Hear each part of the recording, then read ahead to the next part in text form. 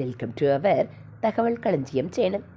இன்றைக்கி நாம் சீர்காழியில் இருக்கக்கூடிய சட்டைநாதர் கோவிலை சுற்றி பார்த்து கொண்டே அதன் சிறப்புகளை தெரிந்து கொள்ளலாம். இங்கு மூலவர் சட்டைநாதர், பிரம்மபுரீஸ்வரர், ஊர்ச்சவர் சோமாஸ்கந்தர், தாயார் பெரியநாயகி திருநிலைநாயகி, விருட்சம் பாரிஜாதம் பவளமல்லி, தீர்த்தம் பிரம்ம தீர்த்தம் உட்பட 22 தீர்த்தங்கள். வரலாற்று பெயர் பிரம்மபுரம். பாடியவர்கள் திருஞான சம்பந்தர், மாணிக்கவாசகர், அருணகிரியார், கணநாதர், நம்பியாண்டார் நம்பிகள், பட்டினத்தார், சேக்கிழார், அருணாச்சல கவிராயர், மாரிமுத்தா பிள்ளை, முத்துத்தாண்டவ தீட்சிதர் என பல திருமேனிகள் போற்றப்படுகிறார். திருஞான சம்பந்தர் கோவிலின் தொட்டியின் படியில் குழந்தையாக அழுது கொண்டிருந்த போது அன்னை உமா இறைவனுக்கு தங்க பாத்திரத்தில் பாலூட்டிய பிறகு தனது முதல் பாடலை பாடியதாக கூறப்படுகிறது. அந்த குழந்தையை சிறந்த கவிஞனாக மாற்றிய சரஸ்வத சக்திக்கு பாலுக்கு உண்டு. இந்த நிகழ்வு ஆச்சாரியா ஆதிசங்கரின் சௌந்தரியலகரியின் 75வது பாடலில் குறிப்பிடப்பட்டுள்ளது. ஞான சம்பந்தரை திரிவிட சிசு என்று பாடலில் குறிப்பிடுகிறார். குழந்தை தனது முதல் வசனத்தில் சிவபெருமான் தன் உடல் முழுவதும் புனித சாம்பல் பூசப்பட்ட காது வளையத்தை அணிந்திருப்பதை குறிப்பிடுகிறார் மற்றும் அவரது இதயத்தை திருடிய ஒன்றை குறிப்பிடுகிறார். அந்த இடத்திற்கு புகழ்பெற்ற பிரம்மபுரம் என்று பெயர் சூட்டுகிறார். தேவார பாடல்களில் போற்றப்படும் காவிரியின் வடகரையில் உள்ள 14வது சிவன் கோவில் இதுவாகும். இக்கோவிலில் பிரம்மோற்சவம் ஏப்ரல் மே மாதங்களில் சித்திரை திருவாதிரை திருநாளில் தொடங்குகிறது. அன்னை உமா ஞானசம்பந்தருக்கு உணவளிக்கும் நிகழ்வு 2ஆம் நாள் கொண்டாடப்படுகிறது. குழந்தை துறவிக்கு ஊட்டப்படும் பால் பிரசாதமாக வழங்கப்படுகிறது. இந்த பாலை உட்கொள்வதன் மூலம் பக்தர்களுக்கு முக்தி கிடைக்கும் என்பது நம்பிக்கை. தமிழ் மாதமான சித்திரை முதல் நாளில் மலைக்கோயிலில் உள்ள உமா மகேஸ்வரருக்கு எண்ணெய் அபிஷேகம் செய்யப்படுகிறது. கோவிலில் உள்ள சிவன் சுயம்பு மூர்த்தியாக இருக்கிறார். வழக்குகளில் ஈடுபட்டு குழந்தை வரம் வேண்டுவோர் கோவிலில் இறைவனையும் அன்னையையும் வேண்டிக் கொள்கிறார்கள். பக்தர்கள் இறைவனுக்கும் அன்னைக்கும் வஸ்திரங்களை காணிக்கையாக செலுத்தி கோயிலை புதுப்பிக்க பங்களிக்கிறார்கள். உலகையே அழித்த மகா பிரளய வெள்ளப் பேரிடரின் போது சிவபெருமான் 64 கலைகளை அணிந்து ஓம் மூல மந்திரத்தின் படகில் அன்னை உமாவுடன் வெள்ள நீரில் பயணித்தார். வெள்ளத்தால் பாதிக்கப்படாத சீர்காழியை உயிருடன் பார்த்தார். அவர் இந்த இடத்தை தேர்ந்தெடுத்து தோணி அப்பர் கடவுள் என்ற பெயருடன் படகுடன் தங்கினார். அன்னை திருநிலை நாயகி என்று பெயர் பெற்றார். கர்வத்தையும் ஆணவத்தையும் அழிக்கும் சட்டைநாதராக லிங்க பிரம்மபுரீஸ்வரர் வடிவில் சிவனை வழிபட்டார். இறைவன் இங்கு பிரம்மா, விஷ்ணு, சிவன் என 3 வடிவங்களில் அருள்பாலிக்கிறார். குழந்தை ஞானசம்பந்தருக்கு தரிசனம் அளித்தனர். இத்தலம் குருமூர்த்தி என்று போற்றப்படுகிறது. சட்டைநாதர் பைரவ திருவுருவங்களுடன் பக்தர்களுக்கு அருள்பாலிக்கிறார். மகாபலி சக்கரவர்த்தியை தண்டித்ததற்காக விஷ்ணு பகவான் பாதகமான தோஷத்தை சந்திக்க நேர்ந்தது. சிவனும் விஷ்ணுவும் வேறு வேறு அல்ல, ஒன்று என்பதை நிரூபிக்க சிவன் விஷ்ணுவின் தோளை சட்டையாக அணிந்தார். சிவன் விஷ்ணுவை அழித்ததால் அன்னை மகாலட்சுமி இதை தவறாக புரிந்து கொண்டு தன் தலையில் பூ அணிவதை நிறுத்தினார்.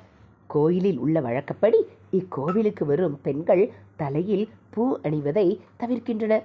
சன்னதிக்கு ஆண்கள் சட்டையில்லாமல் வர வேண்டும். சிவபெருமான் தமிழில் அனைத்து சட்டங்களுக்கும் தலை சிறந்தவராக இருப்பதால் அவர் சட்டநாதர் என்று போற்றப்படுகிறார். எனவே வழக்குகளில் ஈடுபடுபவர்கள் தங்கள் வழக்குகளில் வெற்றி பெற அவரது ஆசீர்வாதத்தை நாடுகிறார்கள். மகா பிரளய காலத்தில் அன்னை பார்வதிக்கு இறைவன் ஆன்மீக பாடம் கற்பித்த தலம் சீர்காழி. அன்னை மகாலட்சுமியாக அருள்பாலிக்கும் 11வது சக்தி பீடமாகும். இங்கு வழிபடுவதால் பக்தன் அகந்தை மற்றும் அகந்தையிலிருந்து விடுபடுகிறான். பிரம்மா, சரஸ்வதி, சிவன், பார்வதி மற்றும் விஷ்ணு, மகாலட்சுமி மற்றும் ஊர்வல தெய்வம் கைலாச மலையில் இருப்பது போல கருவறையிலிருந்து பக்தர்களுக்கு அருள்பாலிக்கும் ஒரே கோவில் சீர்காழி. காசி, வாரணாசியில் உள்ளதைப் போலவே சீர்காழியும் பைரவர் முக்கியத்துவம் வாய்ந்த தலமாகும். பைரவர் கோவிலில் அசித்தங்க பைரவர், குரு பைரவர், சண்ட பைரவர், குரோத பைரவர், உன்மத்த பைரவர், சம்ஹார பைரவர், பீஷண பைரவர், அகல பைரவர் என 8 வடிவங்களில் அருள்பாலிக்கிறார். இத்தலம் காசியைப் போல பெரியது. பக்தர்கள் சட்டையணிந்து கோவிலுக்குள் செல்ல முடியாது. அஷ்டமி நாட்களில், அமாவாசையின் 8ஆம் நாள் அல்லது பௌர்ணமி 15 நாட்களில் இங்கு சிறப்பு பூஜைகள் செய்யப்படுகின்றன. ஜீவசமாதி 18 சித்தர்களில் ஒருவரான சட்டைமுனி சித்தரின் நினைவு சின்னம் மேலே ஒரு பீடத்துடன் கூடிய கோவிலில் உள்ளது. இந்த மேடையில் இருந்து மக்கள் இறைவனை தரிசனம் செய்யலாம். இங்கு வெள்ளிக்கிழமைகளில் அபிஷேகம் நடைபெறுகிறது. மதியம் 12 மணிக்கு வடைமாலையுடன் புனுகு, ஒரு அழகு சாதன பசை தடவப்படுகிறது. நிவேதனமாக பருப்பு கஞ்சி வழங்கப்படுகிறது. ரோமாச முனிவர் கைலாச மலையில் சிவபெருமானை குறித்து தவம் செய்தார். தென்னாட்டு மக்களுக்கு கைலாச தரிசனம் கிடைக்க வேண்டும் என்று இறைவனிடம் வேண்டினார். இதற்கிடையில் வாயுவிற்கும் ஆதிசேஷனுக்கும் இடையே ஒரு போட்டி எழுந்தது. ஆதிசேஷன் கைலாசம் முழுவதையும் மூடினான். வாயுவால் மலையை நகர்த்த முடியவில்லை. தேவர்களின் வேண்டுகோளுக்கு இணங்க ஆதிசேஷன் வாயுவிடன் அடிபணிய தன் தலையை சற்று உயர்த்தினான். இதனால் மலையின் ஒரு சிறிய பகுதி 20 பறவைகள் மூலம் இந்த இடத்திற்கு கொண்டு வரப்பட்டது. களவிது என்ற மன்னன் தனக்கு குழந்தை இல்லாததால் சோகத்தில் இருந்தான்.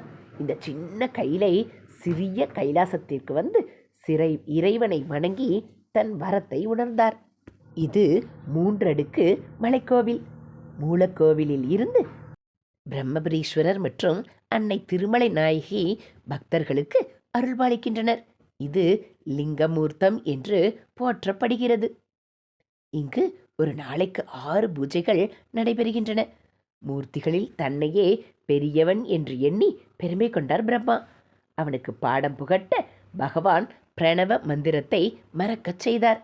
அவனது முட்டாள்தனத்தை உணர்ந்த பிரம்மா இங்குள்ள சிவனை வழிபட்டு தன் நினைவை மீட்டெடுத்தார். இங்கு பிரம்மா வழிபட்டதால் இத்தலம் பிரம்மபுரம் என்றும் இறைவன் பிரம்மபுரீஸ்வரர் என்றும் அழைக்கப்படுகிறார்கள். நடுக்கோவிலில் அன்னை உமாவும் மகேஸ்வரரும் பக்தர்களுக்கு அருள்பாலிக்கின்றனர். தோணி அப்பார் என்றும் போற்றப்படுகிறார். இக்கோவிலில் 4 கால பூஜைகள் நடைபெறுகின்றன. இந்த மலைப்பகுதி தோணிமலை என்று அழைக்கப்படுகிறது. சைவ குருக்களில் ஒருவரான திருஞான சம்பந்தர் சிவபாத ஹிருதயருக்கும் பகவதி அம்மையாருக்கும் பிறந்தவர். முருகப்பெருமானின் அவதாரமாக கருதப்படுகிறார். இளைய பிள்ளையார் இளைய மகன் என்று போற்றப்படுகிறார். தந்தையுடன் பிரம்ம தீர்த்தம் வந்தார்.